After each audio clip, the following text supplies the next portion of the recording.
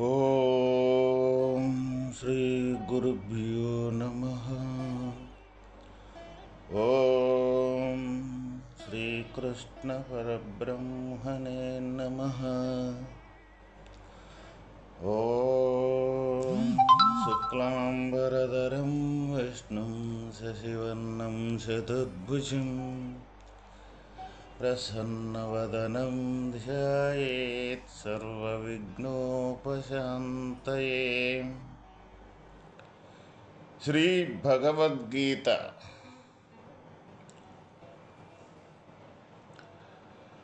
ఆత్మధ్యాన రూపమగు యోగమునకెట్టి మహిమ కలిగియున్నదో వ్యక్తమగుచున్నది. యోగమును తెలుసుకొనవలెనను తలంపు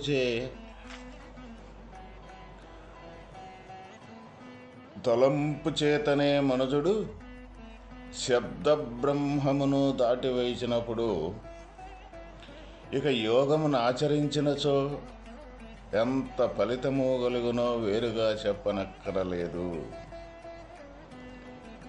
అట్టి యోగ భ్రష్టుడికెట్టి సద్గతిని వడయినా వచ్చించుచున్నారు.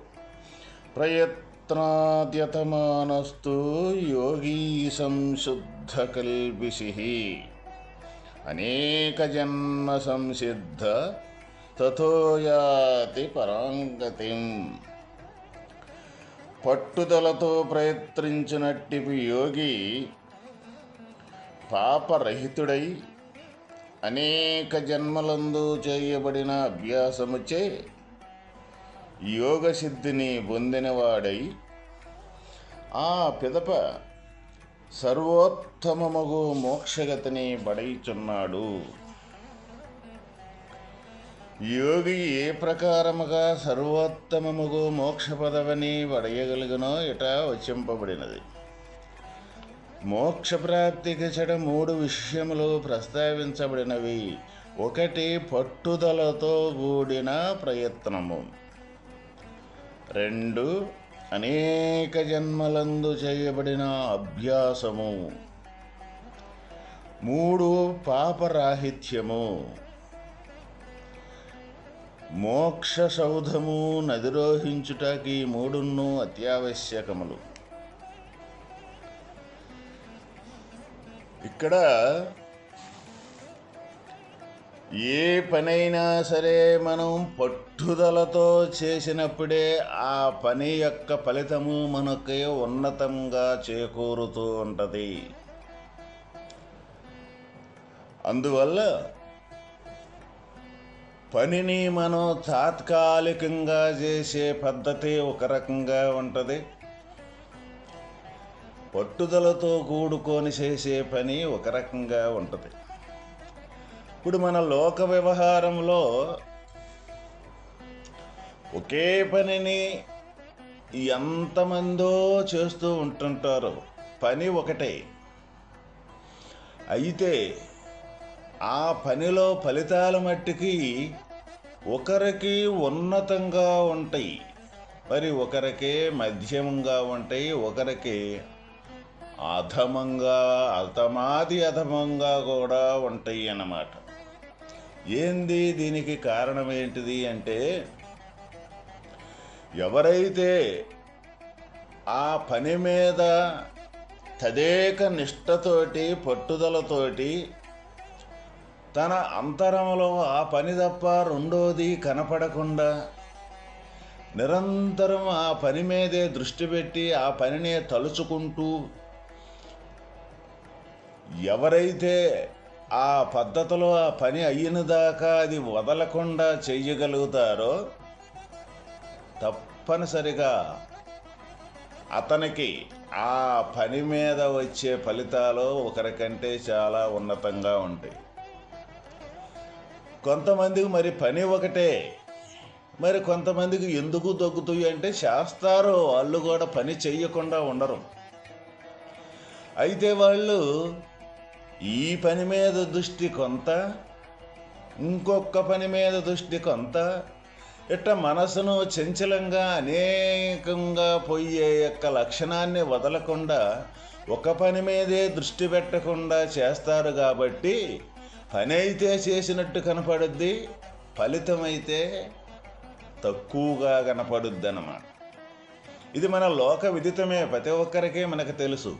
అయితే అక్కడ మనం చేసే పొరపాటు ఏంటంటే, నేను తను ఒకే పని చేశాం కదా, ఒకేసారి బిగును చేశాం కదా, ఒకే పని చేశాము, నాకు ఇంత తక్కువ ఫలితం ఎందుకు వచ్చింది, అతనికి ఎందుకు ఆ ఫలితం ఎక్కువగా వచ్చింది అని అంటాం. కానీ అది అతను పైకి మనల్లే పని చేసినట్టు కనపడిన ఆ దృష్టి మొత్తం కూడా పని మీద పెట్టిన విషయం మనకు ఎవరికీ కనపడదు. తన దృష్టి నిరంతరం అక్కడే కేంద్రీకృతమై ఉంటుంది. అది రేత్రి కానీ పగల కానీ, రేత్రి పడుకునేదాకా కూడా ఏం జరుగుతుంది ఆ పనిలో, అక్కడ ఏమి లోపం జరుగుతుంది అన్న విషయాన్ని వదలకుండా తన దృష్టి ఎప్పుడూ ఆ పని మీదే ఉంటుందన్నమాట. అప్పుడు తనకి ఉన్నతమైన ఫలితం తయారవుద్ది. ఇక్కడ మనం పని చేయటం కాదు, ముందు ఆ పని మీద దృష్టి అనేది ఎంతంత సమయాన్ని మనం కేటాయించి ఆ పని మీద పెట్టామన్నది చాలా చాలా ఇంపార్టెంట్ అయిన విషయము. అదేవిధంగా ఇక్కడ మనకు భగవానుడు ఏం చెప్తూ ఉన్నారంటే, పట్టుదలతో కూడిన ప్రయత్నము అంటే అది సాధించిందాకా ఇక రెండవది అంటూ మన మనసుకు రాకుండా ఉండేది ఏదైతే ఉందో అది పట్టుదలతో కూడిన ప్రయత్నము. అట్లా ఎవరైతే ఇక్కడ అటువంటి పట్టుదలతో కూడుకొని అటువంటి తదేక నిష్ఠతోటి ఈ మోక్ష మార్గాన ఎవరైతే ఆ ప్రయత్నంతో ప్రయాణం చేస్తూ ఉంటారో తప్పనిసరిగా వాళ్ళకి ఆ మోక్ష సామ్రాజ్యం అనేది తొందరలోనే అతనికి చేకూరుతూ ఉంది. ఇక్కడ మనకు లోకంలో మనం చూస్తూ ఉంటాం, ఈ భగవద్భక్తి అనేక రకాలుగా మనకి కనపడుతూ ఉన్నది. కొంతమంది భజనలు చేస్తూ ఉంటారు, నిరంతరం అదే జపించినట్టు అదే తప్పించినట్టు మనకి కనపడుతుంటారు పైకి. కానీ లోన మనసు మట్టికి తన కంట్రోల్లో ఉండదు. ఎందుకు మనం ఉండదు అని మనం చెప్తూ ఉన్నామంటే, ఏ పనైనా పట్టుదలతోటి మనసు అక్కడ కానీ నిలబడితే తప్పనిసరిగా ఎక్కడ చెబుతుంది ఏంటిది, అనేకంగా పోయే నీ మనస్సు ఏదైతే ఉందో అది ఏకంగా స్వరూపంలో విలీనం అవ్వటమే అని మనకి అక్కడ చెబుతూ ఉన్నారు. మరి అక్కడ వాస్తవమైన తను ఆత్మస్థితిని చేరలేదు, ఆత్మస్థితిని పొందలేదు. మరి నిరంతరం భక్తిభావనతోటే తను అన్ని కార్యక్రమాలు చేస్తూ ఉన్నాడు అని మరి ఎందుకు చేరలేదు అంటే, మనస్సు అనేకత్వాన్ని వదలలేదు అని దాని అర్థం. మనసు అనేకత్వాన్ని ఎప్పుడైతే వదులుద్దో, తను ఏ పనిలో ఉన్నప్పటికీ కూడా మనసు దృష్టి మొత్తం అక్కడే ఉంటుంది. తనకి ప్రతి పని వెనకాల కూడా తన మనసు యొక్క లక్ష్యం దేని మీద ఉంటుందంటే, వాస్తవమైన భగవంతుని దగ్గర నుంచే తన మనసు కదులుతుందన్న భక్తిని ఎప్పుడూ వదలడు. అప్పుడు బయట తర్వాత క్రియ అనేది ఏమవుతుంటుందంటే, తనకు సంబంధించిన ఏ క్రియ అయితే ఉంటుందో ఆ క్రియను చేస్తూ ఉంటాడు. మూలం ఏంటిది ఇక్కడ?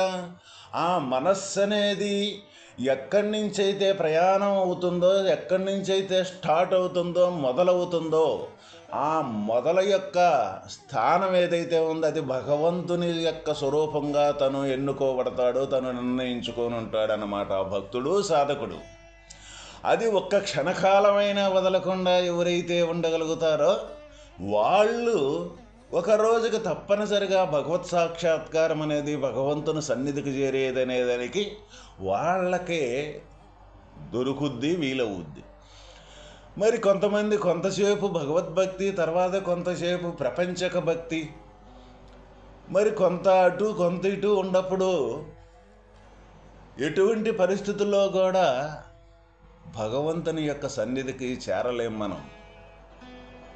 అందువల్ల ఎవరైనా సరే మనం ఈ ప్రయాణం చేసే ప్రతి ఒక్క సాధకుడు ఒక్క క్షణమైనా ప్రపంచ దృష్టికి అవకాశం ఇవ్వకుండా ప్రతి ఒక్క క్షణాన్ని కూడా భగవంతునిమయంగా, భగవంతుని యొక్క సాధనగా ఉపయోగపెట్టుకోగలిగినట్లయితే తప్పనిసరిగా అచిరకాలంలోనే మనం ఆ భగవంతుని సాన్నిధ్యానికి, ఆ భగవంతునిలో విలీనమైపోయేదానికి తప్పనిసరిగా మనకే ఉపయోగం అనేది చేకూరుద్ది. అట్లాగే ఇక రెండవది అనేక జన్మలందు చేయబడిన అభ్యాసము. ఇప్పుడు ఇక్కడ జన్మలు అంటే జీవనేది మన గతంలో జీవనేది ఎటువంటి పరిస్థితుల్లో కూడా మరణించదు. అది ఎటువంటి కర్మలైతే చేసి ఎటువంటి ఆ కర్మల యొక్క వాసనలు ఏవైతే ఉన్నాయో వాటిని తీసుకొని ఈ శరీరం అనేది మధ్యకాలంలో మరణించినప్పటికీ కూడా ఆ చేసుకున్న యొక్క కర్మల యొక్క వాసన ఫలితాలు ఏవైతే ఉన్నాయో వాటిని తీసుకొని ఈ శరీరాన్ని వదిలి మళ్ళీ కొత్త శరీరాన్ని ధరించుతూ ఉంటుంది. అందువల్ల ఇక్కడ మనకు భగవానుడు చెప్పిన ఈ నిర్ణయంలో ప్రతి ఒక్కరము కూడా మనం భయపడవలసిన పని అంటూ అసలు లేనే లేదు. అసలు మొదట ఈ విద్యకు కావాల్సింది ఏంటంటే ధైర్యము ఒకటే ముఖ్యమైన మొదటి ఉద్దేశము. అందువల్ల ఎటువంటి విధానం వచ్చినా కానీ భక్తుడు ఎందుకు భయపడడు అంటే తనకు భగవంతుని యొక్క సాన్నిధ్యము, భగవంతుని యొక్క భక్తి తన్ను వదలకుండా ఉంటుందన్నమాట. అదే తన ధైర్యం. ఇక్కడ ప్రాపంచిక మనుషులతోటి కూడుకున్న ధైర్యం ఏంటిదంటే అది తాత్కాలికమైనది. ఒక పూట మనతోటి కలిసి ఉన్నట్లు ఉంటారో, రెండో పూట మళ్ళీ తనకు అనుకూలత లేకపోతే వదిలిపెట్టి వెళ్ళిపోతారు. అయితే భగవంతుని యొక్క సాన్నిధ్యం కానీ, భగవంతుని యొక్క సన్నిధి కానీ ఎటువంటి పరిస్థితుల్లో కూడా మనల్ని వదలదు. ఎందుకు వదలదనంటే మనం కదిలినా కదలకపోయినా ఎప్పుడూ స్థిరంగా ఉండే యొక్క స్వరూపమే భగవంతుని యొక్క స్వరూపం కాబట్టి. అందువల్ల మనం ఎటువంటి పరిస్థితుల్లో కూడా ఈ మరణించుతున్నాము అనే భయపడవలసిన పని అటువంటి పరిస్థితుల్లో కూడా లేనే లేదు. ఎందుకు? కాకపోతే మరణం అనేది లేకుండా ఉండాలంటే ఈ జననం అనేది లేకుండా చేసుకోవటమే మన ప్రధాన కర్తవ్యము. ఎందుకు? ఈ జననం కానీ మనకు జరిగిందంటే మరణం తప్పదు. ఎప్పుడైతే ఈ జననం అనేది మనకు లేకపోతుందో మరణం అనేది ఇక ఉన్నదన్నమాట. ఒకవేళ పోనీ ఈ జననం అనేది ఉన్నప్పటికీ కూడా మళ్ళీ మరణం కూడా తనకి తటస్థించుద్దు కాబట్టి అందువల్ల ఈ జనన మరణాలు మళ్ళీ మనం కనీసం ఈ జన్మ అనేది మళ్ళీ శరీరం అనేది ధరించుకొచ్చేది తథ్యం. ఆ విధంగా కూడా భయపడాల్సిన పని లేదు. ఎందుకు? అట్లా కూడా మనం మరణించటల్లా వాస్తవమైన మన స్వరూపం, జ్ఞాన స్వరూపం, జీవస్వరూపమే. ఈ ఉపాధి బేస్ చేసుకొని ఈ ఉపాధి ఆవరణలో ఉన్నప్పటికీ కూడా ఈ జీవస్వరూపమే మనం కాబట్టి ఎటువంటి పరిస్థితుల్లో కూడా మనం భయపడాల్సిన పని లేదు. అయితే ఇక్కడ ఒక వ్యత్యాసం. ఈ జీవస్వరూపమై జీవభావంతో మనం జీవన విధానం గడిపేటప్పుడు నానమైన అవస్థలు, నానమైన సమస్యలు, నానమైన కష్టాలు అనేక ఈ జననం కానించి మరణం మట్టుకి అనేక రకాల ఈ సుఖ దుఃఖాలు ఏవైతే ఉన్నాయో ఇవన్నీ కూడా మనం అనుభవించాల్సి వచ్చుద్ది. ఇంకొక విషయం ఏంటిదంటే ఈ మానవాకృతే వచ్చుద్దని మనకి ఎటువంటి విధానం కూడా లేదు. ఎందుకు? మానవ జన్మకు సంబంధించింది మా అంటే అజ్ఞానం, నా అంటే లేకుండా, వా అంటే వర్తించుట. అంటే మానవుడు అనే పేరు మనకు పూర్వీకులు ఎందుకు పెట్టారు అంటే అజ్ఞానం లేకుండా జీవించేది ఏదైతే ఉందో, వర్తించేది ఏదైతే ఉన్నదో అదే ఇక్కడ మానవుడు అంటే. అజ్ఞానం అంటే ఏంటిది? ఈ ప్రపంచం అనేది నిజము, అనేకత్వంతో కూడుకున్నదంతే నిజము అనుకునే యొక్క భావన, అనుకునే ఆలోచన మొత్తం కూడా అజ్ఞానమే. అయితే ఇప్పుడు మనం అటువంటి అజ్ఞానం లేకుండా మనం జీవిస్తూ ఉన్నామా? అటువంటి అజ్ఞానంతో మనం జీవిస్తూ ఉన్నామా అది మనం ప్రతి ఒక్కరం ఇక్కడ ఒకరిని విమర్శించుకోవాల్సిన పని లేదు. ఎవరికి వాళ్ళం శోధించుకుంటే చాలు. సత్యం అనేది అక్కడే బోధపడుద్ది. మనం సత్యంగా జీవిస్తున్నామా, అసత్యంగా జీవిస్తున్నామా, వాడదుగు అబద్ధం ఆడాడు, ఈడు తప్పులు చేశాడు, ఈడు ఒప్పులు, ఇసుంటివన్నీ మన లోక వ్యవహారానికి సంబంధించిన విషయం. అది ఎవరికి వాళ్ళు పరిశోధన చేసుకుంటే సత్యమార్గం అంటే ఎప్పుడు భగవంతుని యొక్క సన్నిధి నుంచే సర్వకార్యకలాపాలు జరుగుతున్నాయి అన్న భక్తి భావనతోటి ప్రయాణం చేసే విధానం ఏదైతే ఉన్నదో అదే మనకు వాస్తవమైన సత్య మార్గం మనం నడిచేది. అటువంటి మార్గం నడిచేది ఏదైతే ఉందో అది అజ్ఞానం లేకుండా జీవించే యొక్క లక్షణము. అజ్ఞానంతో కూడుకున్న లక్షణం ఏంటిదంటే నేను, నాది, ఈ సర్వము అనేకంగా ఉండే అనేకంగా కనపడే యొక్క దృశ్యం మొత్తం ఏదైతుందో అది నిజము నిజము నిజము అనుకొని తద్రూపమై కాంక్రీట్ అయిపోయి జీవించేది ఏదైతే ఉందో అది అజ్ఞానం. ఇప్పుడు ఈ అజ్ఞానంలో అనేక రకాలుగా మనకు చిత్ర విచిత్రాలు గోచరిస్తూ ఉంటాయి. అనేక రకాలుగా మనం ఈ జంతువులు కానీ లేకపోతే అనేక రకాల జీవరాశులు కానీ కనపడుతూ ఉంటాయి. అయితే ఈ మనిషి కూడా దాంట్లో మమేకం అయిపోయి అనేకంలో మన ప్రవృత్తి కూడా ఈ జంతుజాలంతో కూడుకున్న జంతువులు ఎటువంటి ప్రవృత్తులు అయితే ఉన్నాయో కొంతమంది అటువంటి ప్రవృత్తులు కూడా మనలో ఉంటాయి. కాబట్టి ఈ మధ్యలో మరణాంతరం వచ్చినప్పుడు ఆ జంతువు యొక్క ఆకారం ధరించుకొచ్చేదానికి కూడా జీవుడికి తప్పనిసరిగా అవసరం ఉంది, జన్మిస్తాడు. ఎందుకు? అదే కోరుకుంటున్నా అటువంటి ప్రవృత్తే తను నడిచాడు కాబట్టి. అందువల్ల మరణం అనేది ఎటువంటి పరిస్థితుల్లో జీవుడికి లేదు. జీవుడికి ఆ ఉపాధి ఈ ఉపాధి అనే వ్యత్యాసం లేదు. వ్యత్యాసం ఎక్కడొచ్చింది? ఉపాధి భేదముతోటే వ్యత్యాసం వచ్చింది. ఆకారం తయారైనప్పుడే ఈ వ్యత్యాసాలన్నీ వస్తున్నాయి. లేకపోతే ఆకారం లేని నిరాకారం కాడికి వెళ్ళినప్పుడు మనం వ్యత్యాసం అనేది ఉండేదానికి ఆస్కారమే లేదు. అందువల్ల ఆ పద్ధతిలో కూడా మనం భయపడవలసిన పని లేదు. అయితే ఇక్కడ మానవాకృతే మానవ జన్మే రావాలి అని అంటే తను అజ్ఞానం లేకుండా జీవించాలి అని చెప్తూ ఉన్నారు.